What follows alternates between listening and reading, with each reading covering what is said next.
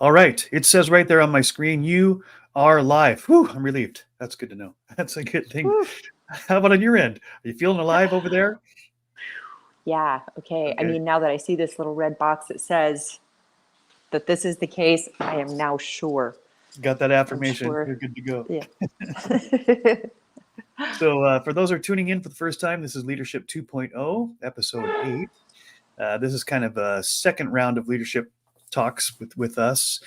Two of my cohorts on this team are unavailable today, and that is John Wyrau and Christina Hawley. But I do have the incredible Angelina Frost hailing from somewhere on another side of the planet. I'll let her tell you where she's tuning in from. Angelina, where are you this fine day, my friend?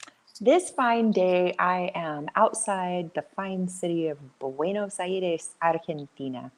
Seriously, that's so cool. Seriously. And it is, it's starting to feel like summertime here. Oh yeah, yeah. You're on the other side of the seasons, right? You're going into summer. Mm-hmm. Do Yep. they call it summer down there, or do they call it winter, and it just happens to be summer as we understand it? No, Or do they call it summer. they call it summer? All right. Yeah. And is it true that the toilets flush the opposite direction? I've heard that's not really true. I don't You know, I toilets are different here. They all kind of just go whoosh. know. It's not it's a different they have a different system here. So yeah, I wish that I could affirm or confirm or deny, but I can't I because can neither this confirm nor deny. no. They have So like whoosh systems. it's a Yeah, whoosh. All right. Well, whoosh works no matter where you are on the planet. exactly. And I'll just say to anybody who tunes in today or after the fact that this conversation will work for you no matter where you are on the planet. And what I'm not saying is that Angelina and I are the fountain of all answers, but we do have some really awesome questions that we banter with and bring different perspectives and experiences, both our own personal experience, but also our experience in the work world, into a discussion. And really, the whole point of why we even do this podcast is to raise awareness and get people thinking along the lines of, in my humble opinion, is there a way to make organizations more human? I guess that's kind of like the bottom line. Leaders in particular, it's so easy to become a cog in the machine, which nobody likes that. And it takes the fun and purpose and meaning out of the work world. You're kind of just doing it for the paycheck. And I personally am of the opinion that I don't want to be caught up in this idea that I go to work because I have to, so that then I can afford to go do what I want to.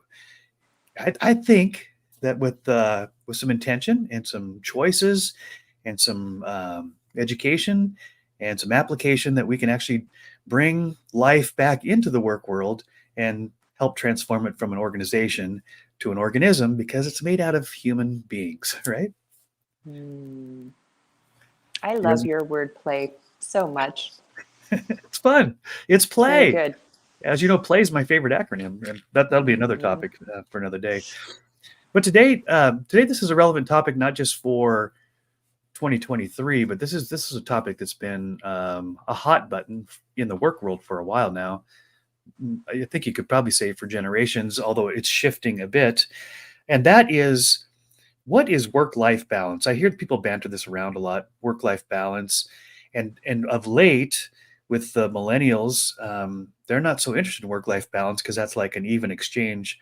I'll give half of my life to work and then the other half to really living, right?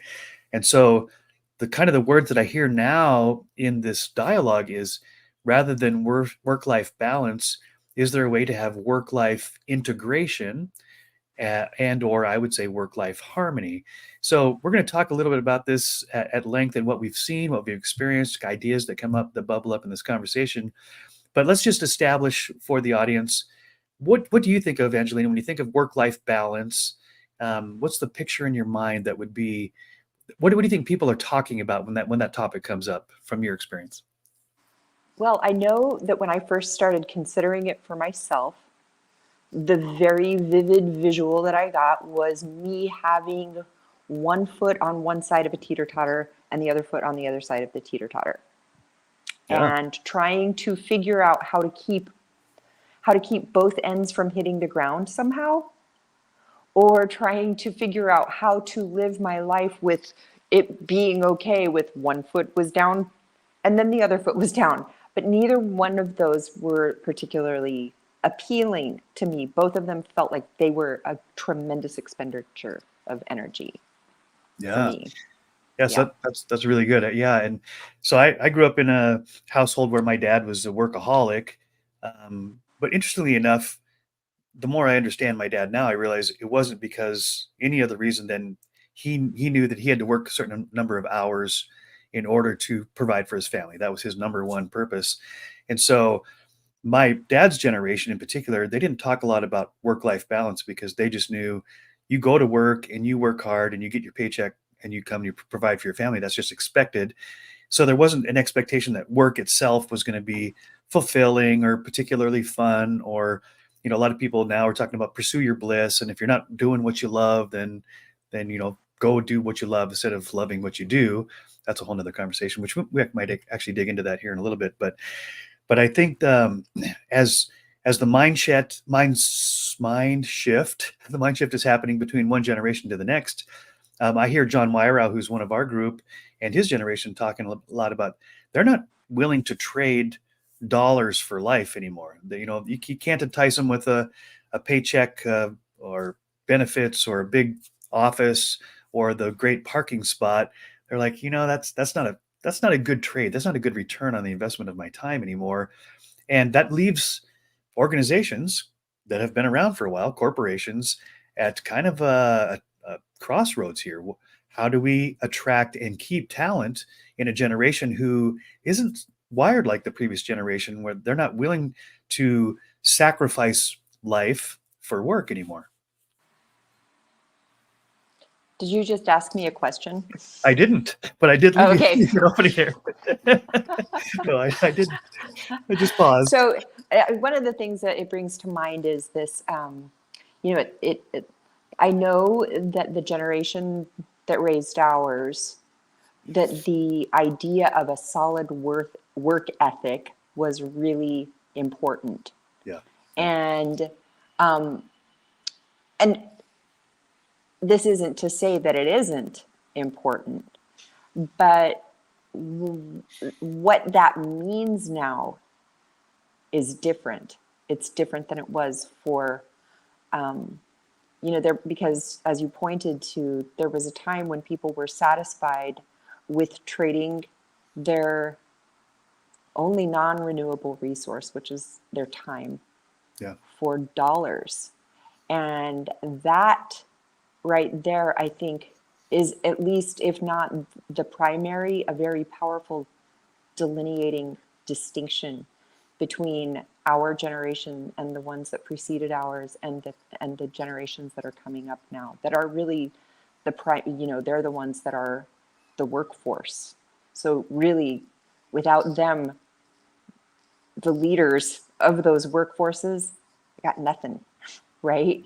Yeah. And there isn't anything that we can do to change their ideas or their minds about that. I remember a song that came out in the 60s or early 70s. It was that song, Part of the City. Oh, talking about, see my dad in bed a dying. See his hair's all turning gray. He's been working and slaving his life away. And the chorus goes on to say, we've got to get out of this place if that's the last thing we ever do. You remember that song? Oh yeah. Yeah. And so I think that was like a foreshadowing to what has now become the value system for this up and coming generation, even though most of them probably haven't ever even heard that song. Right. Those of us who were kids, right? Now that song came out of our parents' generation, but we were kids when we heard that, and it rang true in us. And even though we may not have successfully gotten ourselves out of the paradigm that we inherited from those that are right ahead of us, we somehow probably inadvertently transmitted it to the ones that are right behind us. I love that you pointed that out, that, oftentimes you talk about generational differences, the assumption underlying the conversation is like it's like a delineating line. Everybody up to this line thinks one way, and then you cross over the line and everybody thinks a different way, which of course isn't reality. The reality is that there's this evolution happening, and it's subtle and it's varied. So when you were talking about that song, the songs that started pumping through my mind from my young adulthood was 9 to 5, right? What a way to make a living, and talking about how that's no way to go. And then there was Yep. this very famous job that said, very famous song that said, take this job and Take this shove it. job and Yeah, shove it. I don't work here Yep. no more, right? Hmm. But I love that you pointed out that even though those songs became popular, it didn't take effect immediately. It wasn't like, I mean, there were some people who are always, there's always some people that are right on the cutting edge, and you just give them a sniff at an opportunity to walk away from their job, and they will do it because they just been looking for a reason. But I love what the picture you're painting here is that a generation has a work ethic, and then some songs that are popularizing a feeling that's in the culture, but it doesn't take root all at once. But the seeds are planted, as you said, and now we're seeing the fruit of these songs and the mentality that was planted, even though my generation in particular wasn't at the place where like I felt like I could walk away from my job, because if I do, how do I provide for my family? And now we've got a generation who, because of YouTube factors and influencers and ways to make money online that didn't even exist when you and I entered the workforce. Now my kids at age 16 and 14, they're going, maybe I don't have to go to college. Maybe I don't have to work for the man, right? Maybe I don't have to become part of the grind. And boy, the language about being part of the grind and being a cog in the wheel and the machine, that's not very appealing for a human that feels like, I don't want to be a machine. I don't want to be a robot. I want to flourish, right? I want to grow. I want to be a human. Yep, I want to be who I am. It also makes me think of that Pink Floyd song, Welcome, my son, welcome to the machine. Also, I'm sure I'm dating us now, because you and I are in the exact same layer of our generation. And Right.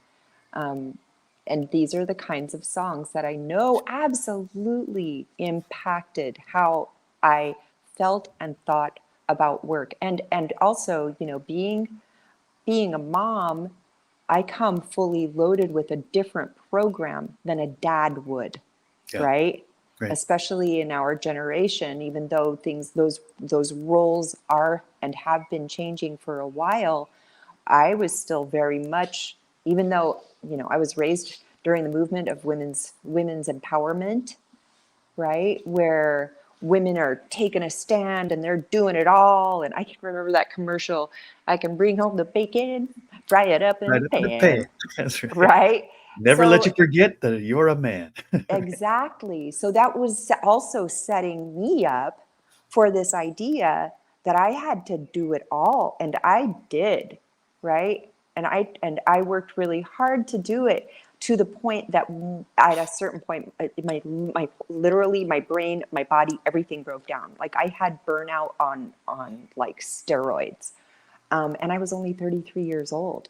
Yeah. But I became a mom in my early 20s, and I never exited the workforce. I just literally took it upon myself to do it all, and didn't even occur to me that I could or even should ask for help or think of a different way to do things. And again, as you pointed out earlier, we didn't have as many options for how to earn, Right. when we were younger, and now the internet has made it possible for us to, the ocean, the globe is our oyster as far as that kind of thing is concerned. So that would also probably have a lot to do with why the younger generation is feeling like, I don't have to do this.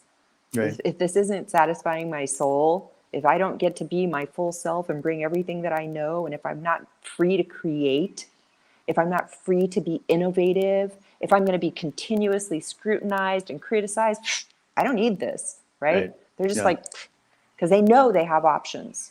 Yeah. And yeah. Yeah. And boy, there's so many variables here, lots of threads weaving together. You talk about motherhood and fatherhood. So my kids are too young to be married, obviously, but they're thinking about what's the future look like. I asked one of them, the older one, a year ago, what do you want to do when you get older? What do you want to, do you have any ideas for a career? She says, well, yeah, I just want to be a YouTuber. I'm like, do you know what percentage of YouTubers actually make money? Well, from her vantage point, everyone she follows is a billionaire, right? And they're 15, 16, 14. They're a billionaire by making videos about stupidity. about and my daughter's like, man, I can do that. I can make a stupid video. If that goes viral, I'll make money and won't ever have to work, right? And I'm thinking, well, that may be true for a very tiny percentage of the planet, but are those people even fulfilled? Do they, once they get out of this stage of being a junior high boy that can make money, farting on camera or whatever, what happens when you get to be 25 or 30 or 35, and then you realize this isn't very fulfilling? So I think this conversation, not only are we talking about work-life balance, work-life integration, but also we've talked quite a bit already about what does work mean to the this next generation? Because it doesn't just mean means to an end. It doesn't just mean get the paycheck so that I can do what I want to do. Now we have a generation that says, I want my work to be what I want to do and get paid handsomely for it. Do you think that's realistic, or do you think that's kind of a pipe dream? So this makes me think of in the Spanish language, there are two different words that are used to describe work. One is trabajar, which is literally to work, to grind, right? Yeah. And the other one, and we have work and labor, but they're kind of synonymous. In Castellano, in Spanish, they are not synonymous, right? One refers to actually like the grind, the 9 to 5, the grunt stuff, and the other one laborar refers to like your heart's offering to the world. It's Yeah. a very different, and if you think about it, like we also use the word labor to refer to a mother bringing a child into the world. Yes. And this in Spanish is kind of more akin to this. It's like bringing something that is truly an expression of yourself into the world in service to the world, right? And so I think this is a really valuable distinction to consider when you're looking at that question, because I really feel like the expression of purpose, being able to like know that what you're doing is actually truly in alignment with your own values and what you want for yourself, for your family, for the world, all of that being in alignment, at the same time that you're actually also being able to make a living. I think that this is the thing, at least for myself, that has this work-life integration. I really see it as closing the gap between work and life, Yeah. such that they are no longer separate. They're a part of one another. I don't feel like I work at all, and I feel like, but I spend almost all day, every day laboring. Sure. Right? Yeah. That's a good point. I love that distinction. And it is unfortunate that those words have become synonymous in our English language, because it doesn't create in the minds of a generation that work itself actually can be, as you said, a creative expression of my passion, my desire, my creativity. But there is this common thread, the sentence that goes around, this phrase a lot that says that if you do what you love, you'll never work a day in your life. And so this seed has been planted in our culture for a long time now. And I think there is that hope, right, among a generation that says, is that really true, that I can do what I love? So it's work, but it doesn't feel like work, because I like to make music or do art or cut hair or whatever it is. I'm really passionate about it. So yeah, for somebody else, it would feel like a grind because they don't like doing it, but I love doing it. And so as a result, I'll work 16, 20 hours a day, and I won't even feel drained about it. I feel fulfilled because that's the way I'm designed. And I can't remember who said this, but there's this beautiful quote that said, where my gifts and talents and passions meet the world's, where my greatest passions meet the world's greatest needs, that's my calling, right? That's what I was designed for.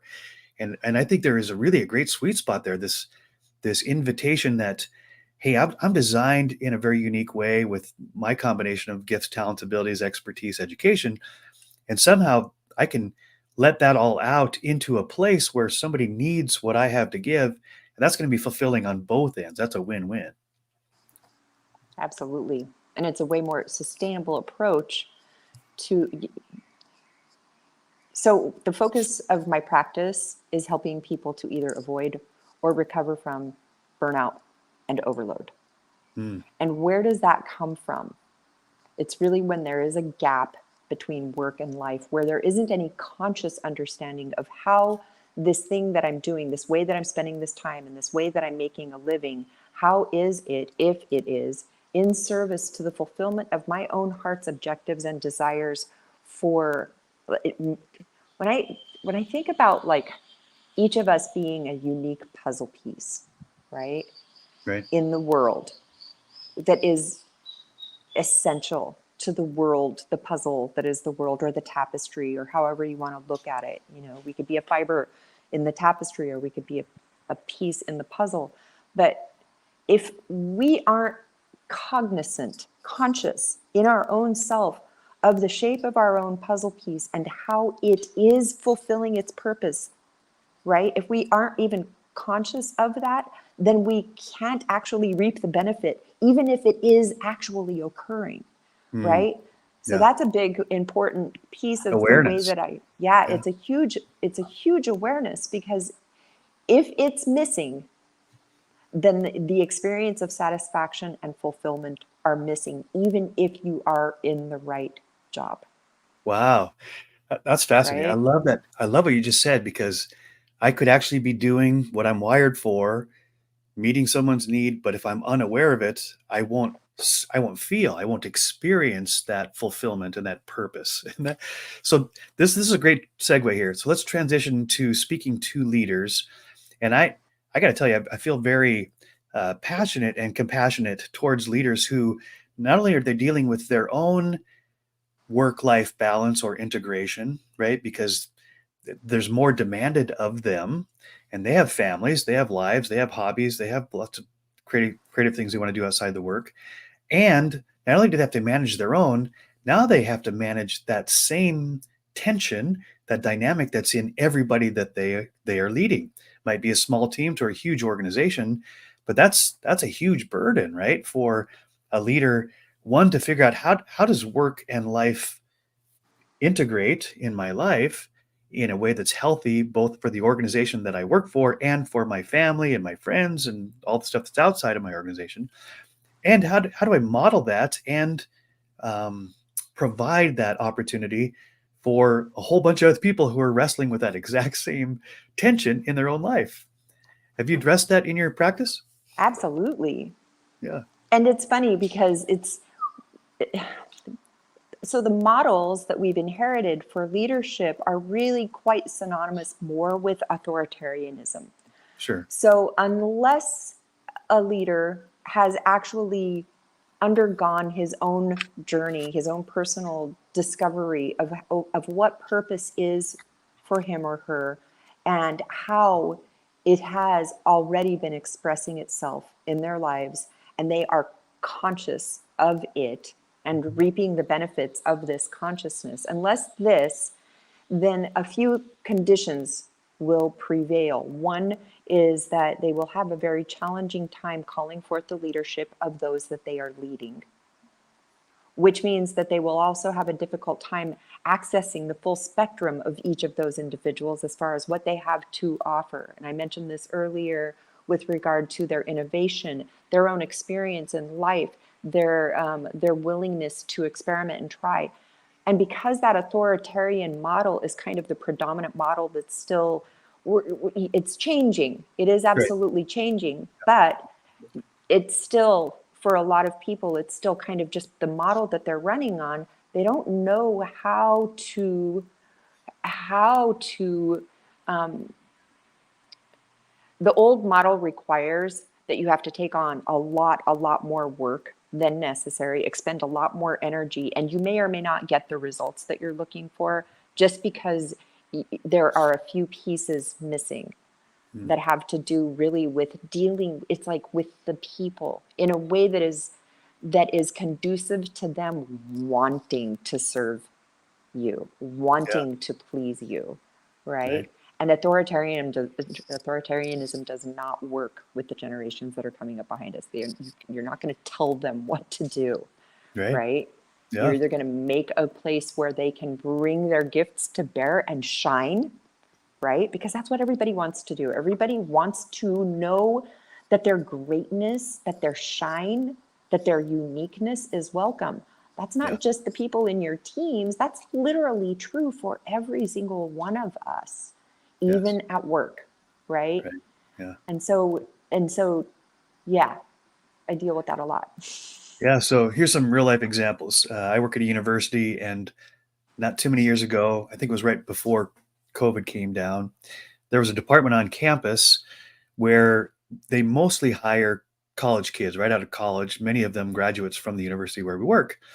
And so they're working together as a team. A new supervisor comes in, takes over the team, comes in with the authoritarian model because that's what she inherited, right? And before long, it's almost like a rebellion where the younger generation is like, I think the very specifically, there was an event where the team needed to show up and do their job, right? And the new boss said, "You're going to be here at this time, and here's the things you're going to do." And the younger generation, they didn't like the way she was talking to them, so they said, "You can't tell us what to do. You can ask us what to do and ask us to do it, but you can't tell us what to do." And she's like, "What are you talking about? I'm your boss. Of course I can tell you what to do. That's what bosses do." And there was a blow up. Several of them quit. Eventually, the supervisor quit because she just like, I cannot connect with these what she thought rebellious kids.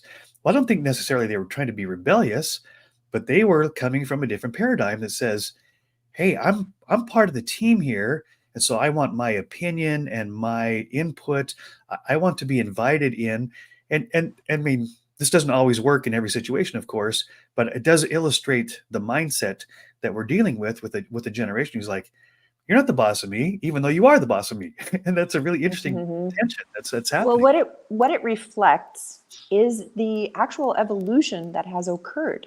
Because in our generation, think about all of the work that you have done in your own personal life to to to regain or reintegrate your own sense of esteem and Yeah. respect for yourself after Right. having come up in a very authoritarian system that is not at all about respecting you, Yeah. right? Right. And so as we then now have our children and the ones that are coming up behind us, they have they have their own personal integrity and self-respect intact. And they have a sense of worth and value that you and I have had to kind of fight to reclaim, Yeah. right? Right. That's Yeah. not the case for the ones coming up behind us. We did this work so that they didn't have to, because it's important for us to feel good about ourselves. It's important for us to have respect for ourselves and recognize our own value, right? This is what makes a healthy society. Yeah. These young people are very fully aware of the shape of their puzzle piece and are enthusiastic to find how my puzzle piece fits in, right? But Yeah. but as soon as that kind of like you're gonna all of a sudden that puzzle piece like I must be in the wrong place in the puzzle. I'm out, Right. right? This doesn't fit. Right. Exactly. Mm-hmm. Yeah. And then to complicate things a little more, I love this paradigm of the puzzle piece or the threads in the mosaic. And actually, this bubbled up in a conversation with our friend Lois Hampson on wisdom.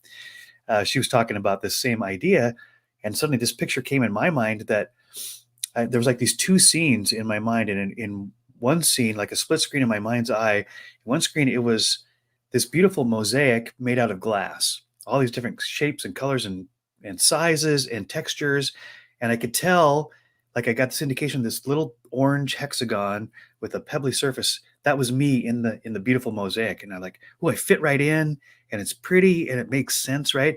But then all of a sudden, it starts moving, and not only is it moving, but now it's changing shape, it's changing color, it's changing texture. So I get to the other screen, and I'm like, where'd I go? Right? Where's the little orange hexagon with the pebbly surface? And all of a sudden, a different piece illuminates up in the picture in my mind, and it's like a clear circle. It doesn't have any texture on it. And I got the sense like, well, that's me too, but it doesn't look like this one over here.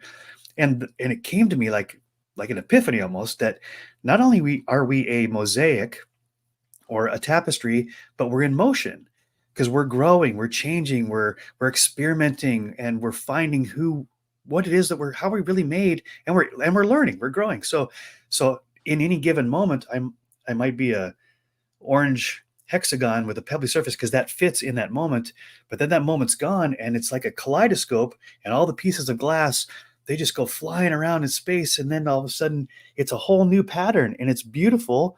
And I'm not the orange hexagon anymore because it doesn't even fit the pattern. I'm something different. And it was like this, I don't know, it was like a relief to say, even when I've discovered my puzzle piece, that might just be for a moment or for a season. But as I get older and wiser and take a different role and get promoted and all the things that happen in the work life, I realize I'm morphing. We all are. So that actually is even more challenging for a leader who, even the leaders who are very self-aware and want to help their workforce find their place and find their bliss and find their fulfillment. But that's always a moving target, right? Absolutely. Well, okay, so here's what this makes me think of. One of the things that we can illustrate is the person that you are when you are at work, right? Yeah. And you've got your work hat on, and it might be the orange hexagon with the pebbly surface, right? When you go home, you're the same you, but the shape of your puzzle piece and the context. So it makes me think of this thing that, content and context. Yes. Right? The content is the same, but the context is different. You are still you, but in a different context, it calls forth different expressions of you, thus maybe morphing the way that the outside you is being. And then it also makes me think of, group psychology process. Every single group, even if it's the same group every day or every week for 10 weeks straight, and then one day one of the members doesn't come up, that makes it a completely different group than it was if all of the members were there. Or if a new member comes on, now it's a completely different group too, right? So we aren't solid like a puzzle piece, a jigsaw puzzle piece. Right. We are more like that kind of flexible fiber that would be a part of a tapestry, or that morphing piece of mosaic as the contexts shift. And this is an important thing to notice, because we're just experiencing our lives from the inside. And we make these micro calculations and adjustments about who and how we are being without even noticing that we're doing it. Right. And all the while, it's still me, right? So unless we notice that this is a thing that happens, we just don't notice that it happens. Yeah. So good. Yeah. So Todd Herman, I heard Todd Herman in this interview with Tom Bilyeu. Tom Bilyeu has a podcast called Impact Theory on YouTube. So Todd Herman's an author and a coach and a mentor and a guide to some of the high performers in the world. And he wrote a book called The Alter Ego Effect. And he talks specifically about what you're talking about. He says, so to simplify the idea, he said, if I'm in the boardroom, Todd Herman is I'm assertive, I'm aggressive, I have to get the best out of my team, right? And so I'm a certain version of myself. He said, but between leaving the office and getting to my house, I gotta tone that Todd Herman down. I gotta leave him in the office. And when I walk to the front door, I know my two boys are right behind the door, waiting for dad to open the door so they can tackle me, right? And he says, I can't be executive Todd Herman to my boys. I won't relate to them. And so I become dad Todd Herman, and my boys tackle me and we wrestle on the floor and we're having fun and being silly. And he said, I just become one of the kids. He said, but then later that night after dinner and the kids go to bed, now it's time to go in the bedroom with my wife. She doesn't want Todd Herman, the coach executive. She doesn't want Todd Herman, the playful little boy on the floor. She wants the husband, right? And she wants the lover. So he says, I have to, when I walk through the doorway, I have to remember, okay, what part of me is the appropriate part of me, as you said, to bring to the surface because it fits the context better. And he made this really strong point. He said, some people think, well, isn't that like being fake or acting, or it's a split personality or whatever they might think? He says, just think of how expansive every human being. We're so multifaceted, which I think is a great way to talk about this. We're so multifaceted that, as you said, it's still all me. It's just an expression of me that fits the context. And as you said, most of us do that naturally. We don't even think twice about it. But Todd was recommending that you make a ritual out of it to remind yourself, because it's too easy sometimes to take work home and then you're combative with your wife because you're still in the middle of the battle that happened 2-3 hours ago in the boardroom, or are you short with your kids, or all those things. And so he says he has what he calls talismans, which I think he took from Native Americans. He says, so I've got this ring that's got Superman on it, this Superman insignia. He says, I don't wear that at work, of course, because people would wonder what the deal is, but I have it in the ashtray of my car. And when I get out of the car in the driveway, before I go in the house, I put on my Superman ring that says, okay, it's time to be superhero to my kids.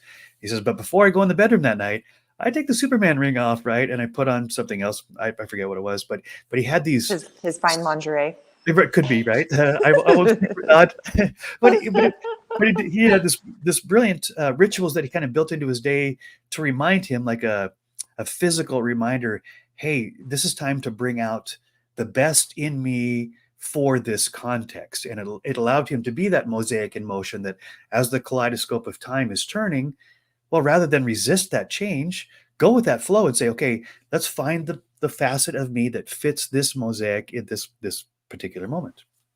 And there are a couple of other models that I've heard and worked with also. There's the one of the hat. I got my work hat. I got my play hat, right? I got my speaker hat. I got my mom hat, right? And that right there is its own, because each one of them has its own, it's, a hat. It's like, it's a mindset. Each position that we're playing in has its own kind of mindset, calls forth different sensibilities and sensitivities. And then the other one is doorways. Yes, right. Right? Where as you're moving through a doorway, you're using that as your kind of cue to tune in to where I'm going, what I'm leaving, what I'm going to. A doorway is just a really, if you don't have your talismans, or you don't really want to do the hat thing or whatever, Right. a doorway is also a really powerful prompt to just bring you to a moment of presence and attention and conscious shifting of gears.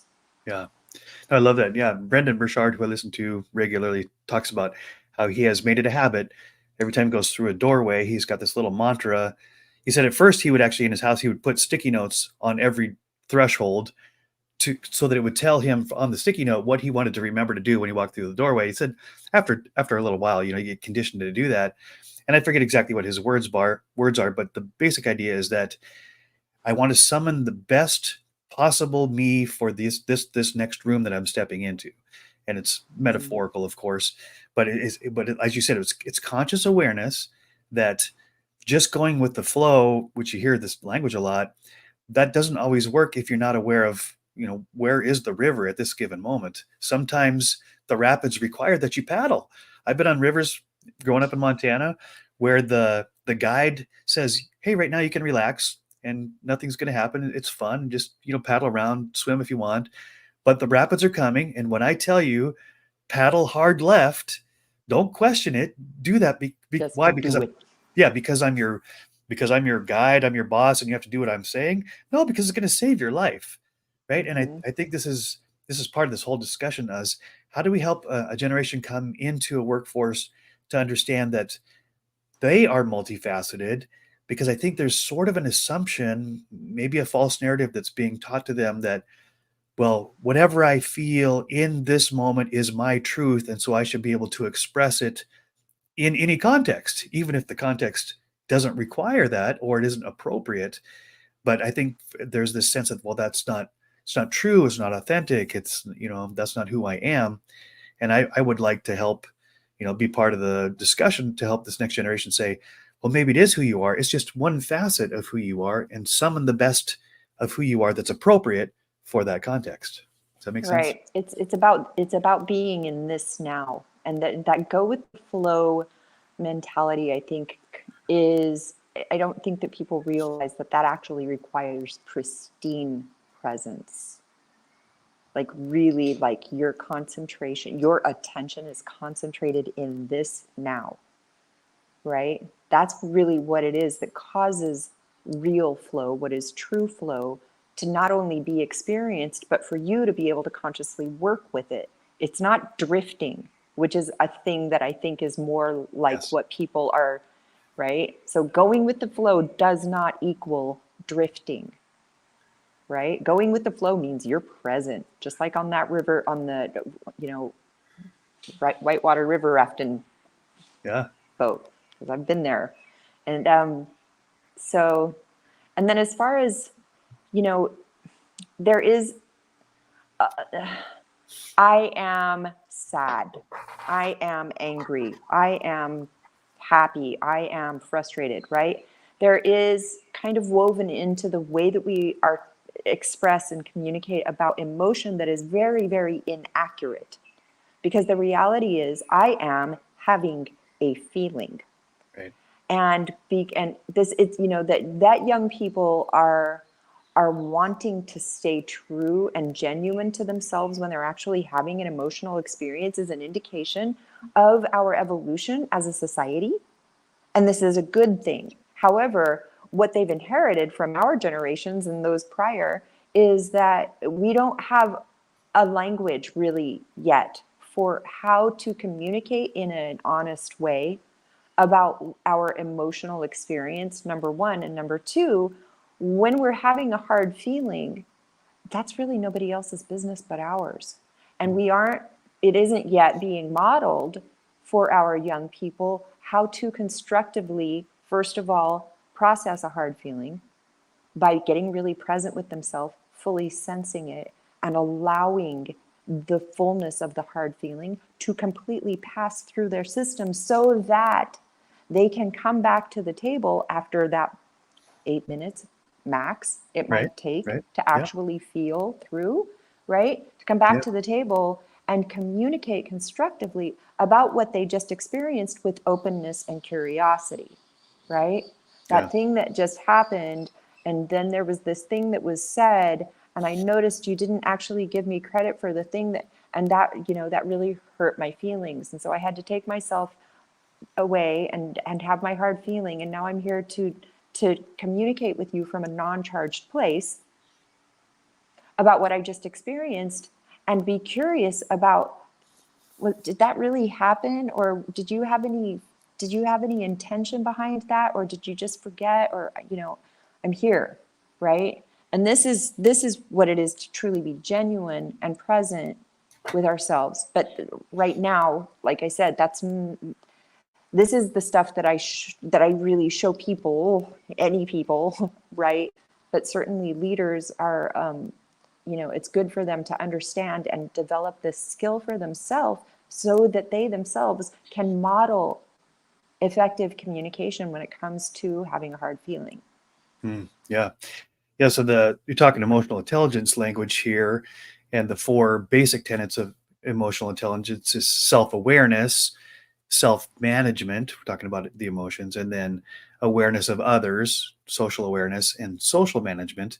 And so I can't say enough about how important it is for leaders of any level. If you're just a dad, if you're leading yourself, emotional intelligence is absolutely essential. As we have illustrated already in this conversation, it starts with awareness.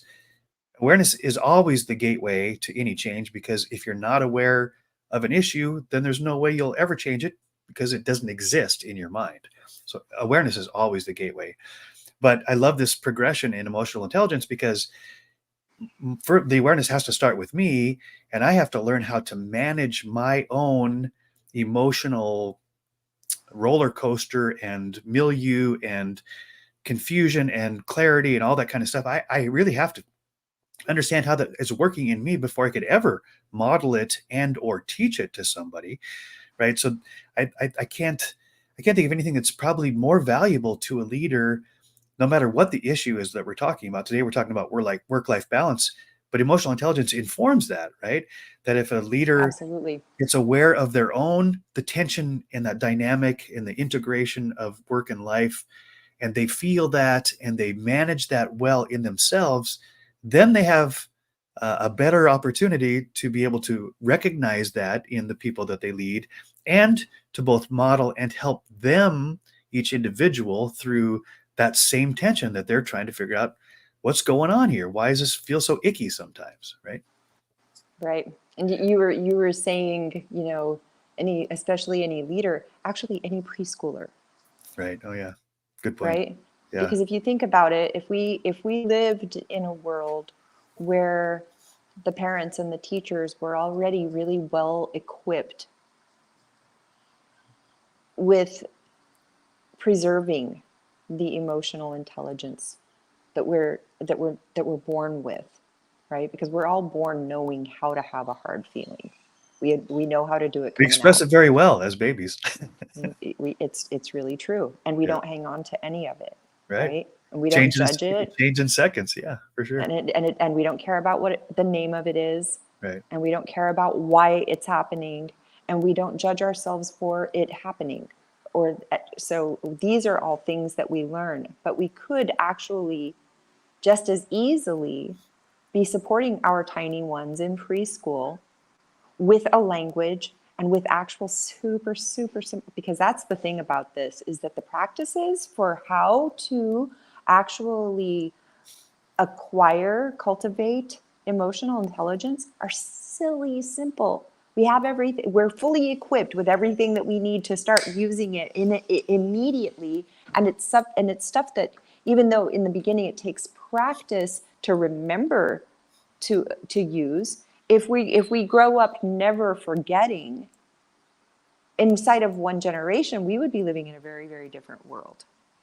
Yeah. That touches on a whole other thing we should talk about another time, about the education system, which was built on disseminating information into theoretically empty buckets, which are called students.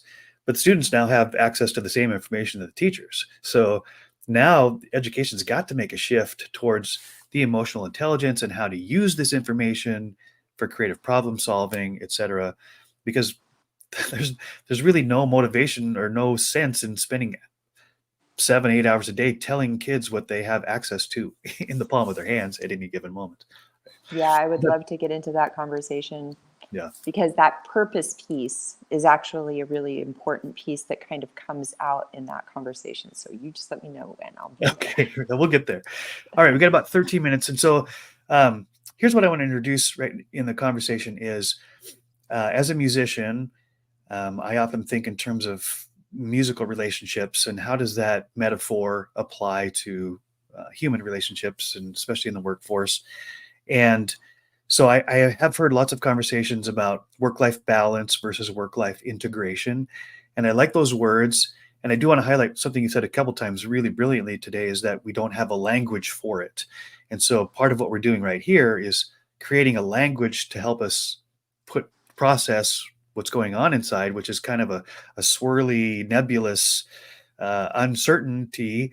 And then I really do see this parallel between putting words to something as this act of creation. God, in the Genesis story, everything's formless and void, and then God speaks and it becomes a thing, right? He speaks things into existence. And I won't get into the whole biblical thing, but I do think there's something that's happening inside of us where our mind, our thoughts, and our feelings, they're all swirling around. And then when we put words to it, we're actually having to create a tangible thing, a concept, a thought, a feeling. And that's why journaling is so powerful, right? Which I would recommend to any leader, to journal some of these things so that you can have to articulate, well, what is it I'm thinking? What is it I'm feeling? What is it that they were thinking and feeling? And it helps process it by putting words to it.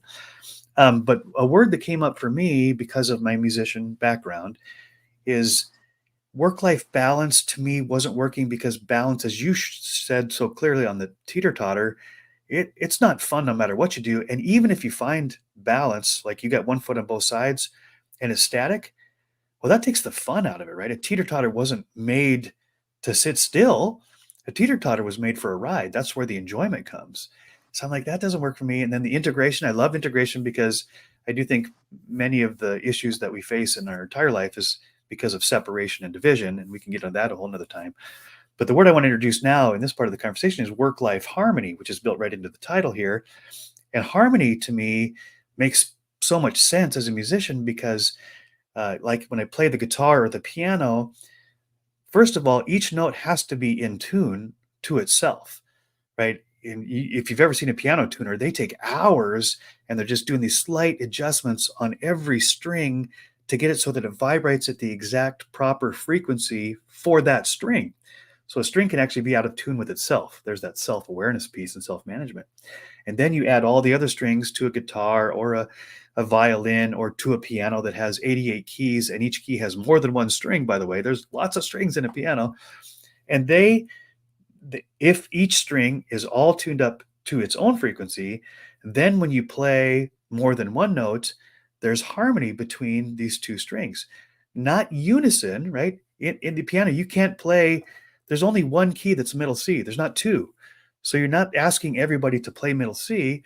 You're asking 88 keys, some white, some black, some sharps, some flats, to find a way to play well together, to use our kindergarten language, right? And if so, you can create on a piano, on an 88 key piano, as we know, you can create endless songs. And they might be jazz, and they might be blues, and they might be something else. They might be a simple heart and soul or chopsticks, all the way to Rachmaninoff. It's still the same piano, but if the strings are out of tune, the individual strings, it'll suck no matter who's playing it. No matter who's playing the piano, it'll suck. But if the strings have been tuned up, then there's all sorts of lush chords and resonance and dissonance that's intentional, that's resolved, and it's like it's a symphony of strings.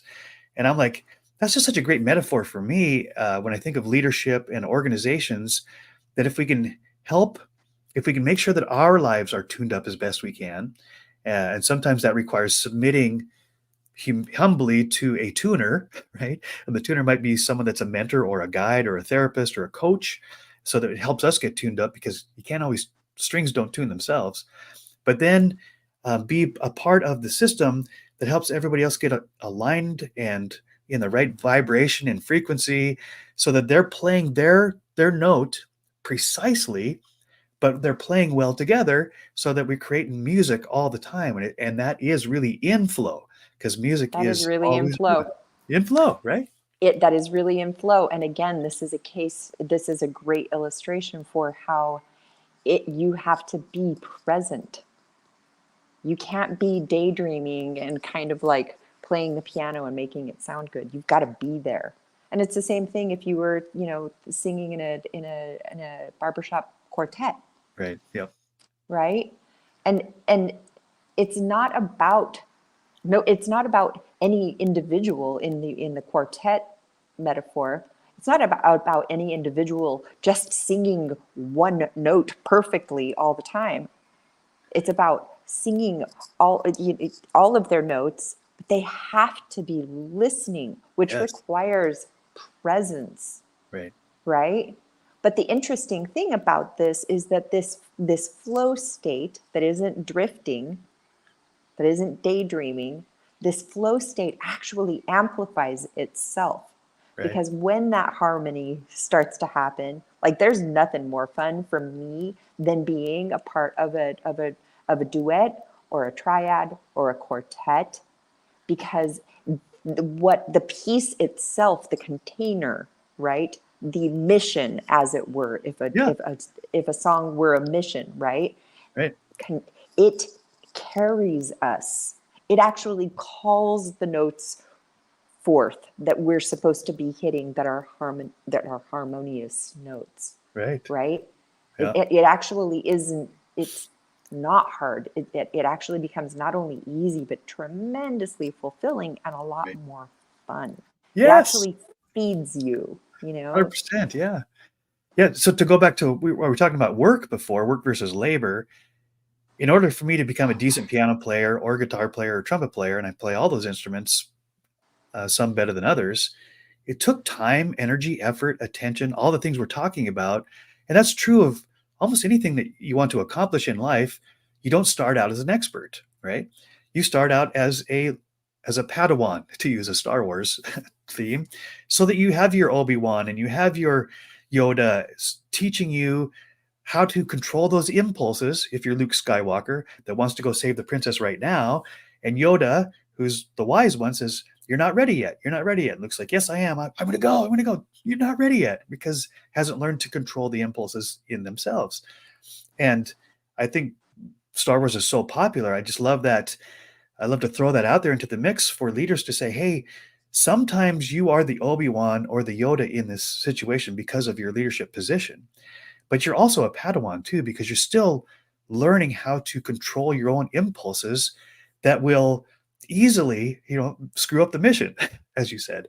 And so if you can envision the organization's mission statement as a mission to save the princess or whatever mission you want to have, and kind of gamify it, well, then it takes some of that drudgery out of it. Like, I have to, and it turns into I get to. And I got to tell you, the energy between I have to and I get to, both for my generation, my dad's generation, and the generation coming up, is extraordinary. If you can tap into the I get to, and it's going to be awesome, it's fun, it's musical, it's whatever that is, then it doesn't become such a fight with one generation. You have to do it my way. It's like, hey, if we can play well together, right, we can create something extraordinary, and your note matters. And this together part is key, right? An effective leader in today's world really has to, we were raised up to compete. Right. And even in teams, we find that there is this propensity to to try and outshine one another. And a truly effective leader makes it safe for people to lay that way of being down Yes. and to really find that way. Basically, an effective leader is an effective collaborator, knows how to create an environment or a context within which collaboration can occur. Because if they are just going with the flow, meaning that they're just not consciously actually attending to this tendency that is really part of our conditioning, because we certainly are not born competing. Yeah. It's not Right. a part of our nature. It isn't. But we do learn it. And because this is a part of how we have learned to human in this world, and we know that effective leadership is really way more effective when we can actually call forth collaboration, it's incumbent on us as leaders to create these kinds of contexts where collaboration is actually possible, right? Which means that the leader has to understand how to call this forth Mm-hmm. in order to create this context. So Mm-hmm. otherwise, it just winds up being a lot of like managing a lot of BS and backbiting and stepping on heads, and it actually makes it so that we miss deadlines, that we have like dissatisfied employees. It could result in high turnover and all kinds of things that wind up being really costly to the company. And so there is an easier way. That's the whole point of this, is that there really is an easier way. Yeah. Yeah, I love that. So just the last couple of minutes, let's go back to the piano in your mind. 88 keys. If you play them all at the same time, that is not very musical, right? Especially if you're pounding on them.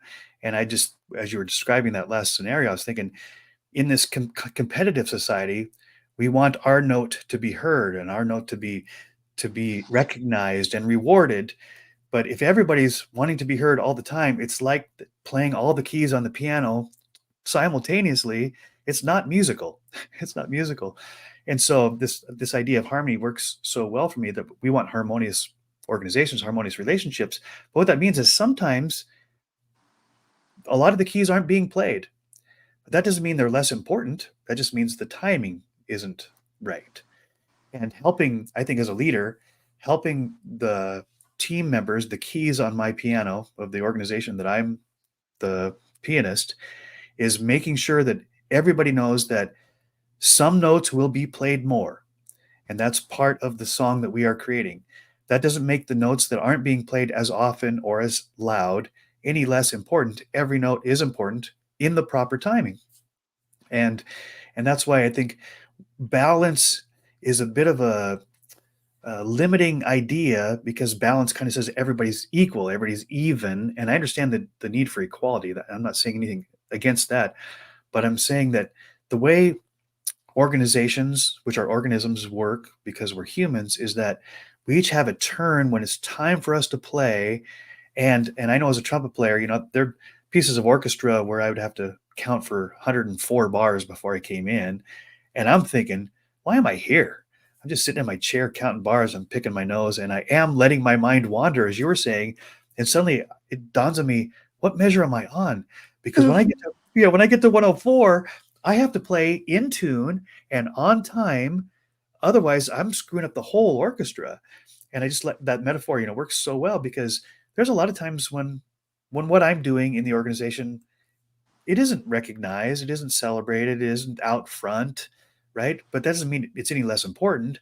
That just means that certain keys and combinations of keys are played at the appropriate time. But when my time comes, I better be prepared, right? I better practice, do my wood shopping, so that when my trumpet part comes in, it's not too early, it's not too late, it's not sharp, it's not flat. It's doing my job to the best of my ability, so that I am contributing, which is very fulfilling, contributing to the symphony that's going on around me.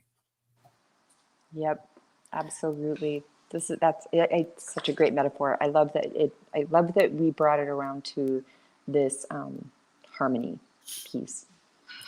You can get a lot out of it.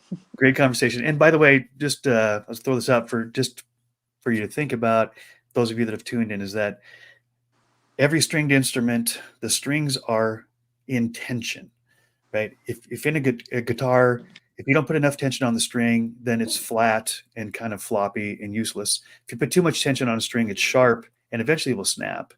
But there is tension in every string in order for it to function. So as we move into the Christmas season, I wrote a blog this morning about, one of my favorite scenes in the Christmas story is the angels come and they're all declaring peace on earth, which, with the way things are going today, who doesn't long for peace on earth, right? But this thought came to me this morning, that peace is the absence of conflict, but not necessarily the absence of tension, because tension is required for me to be in tune. I have to be stretched to just enough, not too much where I'll snap, and not too little where I'm useless, but stretched just enough that I'm vibrating at that optimal frequency, right? And that requires tension in every string.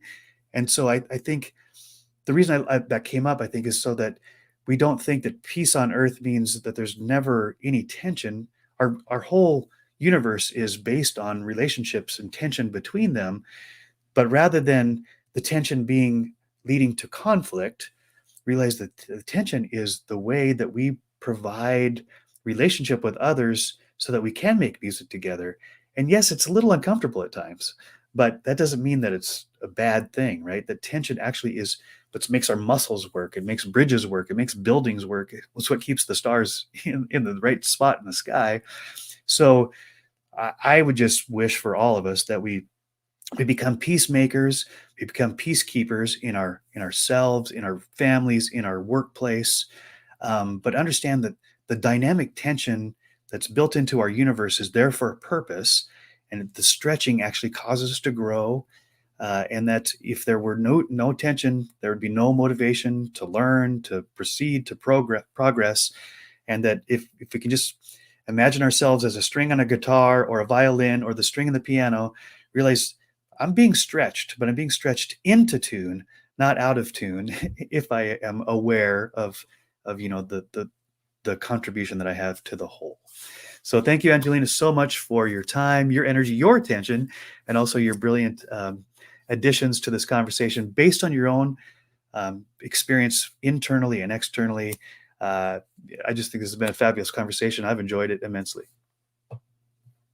Hope you're muted. You are muted. Unmute. There you go. Likewise, Say MoJOE, as always, thank you very much. I appreciate that you bring this together, and I'm always so honored and grateful to get to participate. So thank you for having me. Please let the audience know how that they can connect with you off of this video platform. You can reach out through my website, angelinafrost.com, and you'll find a way there to contact me. Or you can also just go grab yourself a free copy of my book, Connection, which is valuable to anyone.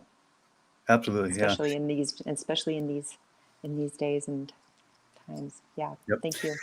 Yeah, so you can reach me at mojo.studio. It's right there on the screen. It's got a link tree to all of my social media, my blog, my podcasts, on and on it goes. But I think for Angelina and me, and for John Wyrau and Christina, who are part of our team, I wish for you, my friends, right, the peace that passes understanding. It's beyond our comprehension. This is a biblical promise, right? That God wants us to have peace. It doesn't mean he's going to remove the tension in our lives. The tension there is for a purpose, but he can help us, right, to resolve the conflicts if we are willing to do the work and prepare ourselves and continue to submit to the mentors and the guides in our lives, and then become a mentor and a guide, as is the cycle of life. And remember that your organization is not a building, it's a body. It's an organism made of humans just like you, who are just looking for, where do I fit? Where does my note fit in the symphony of this organization? And once they figure that out, and you can help them find that, right, then a lot of this conflict gets resolved. And there's still tension, but the conflict gets resolved. So peace on earth to you and to your families, your organizations, wherever you may be, and may there be peace on this earth as well.